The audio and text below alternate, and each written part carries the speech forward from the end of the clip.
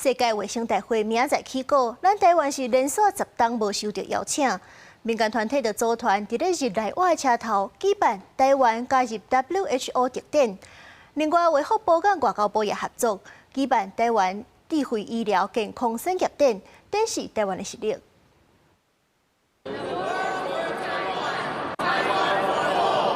第79屆世界衛生大會 WHO 5月18日在瑞士日內瓦開幕。台灣聯合國協進會做宣達團16日日內瓦車站辦台灣加入 WHO 特典，讓世界理解台灣願意而且有能力貢獻。希望世界衛生組織 WHO 應該讓台灣參加全球衛生事務，無應該把台灣排除在外。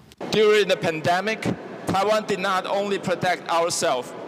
We also continue to extend our support to the world, from masks, medical supplies, to sharing epidemic prevention experience and public health knowledge.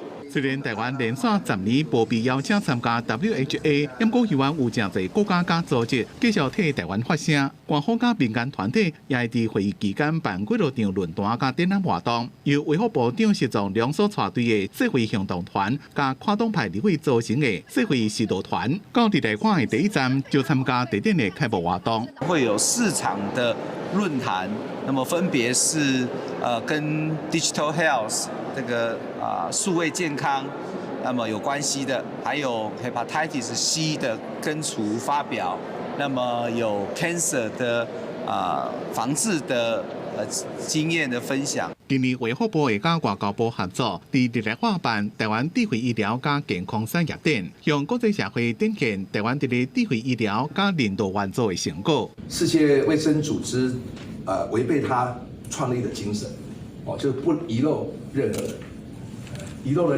2300萬人。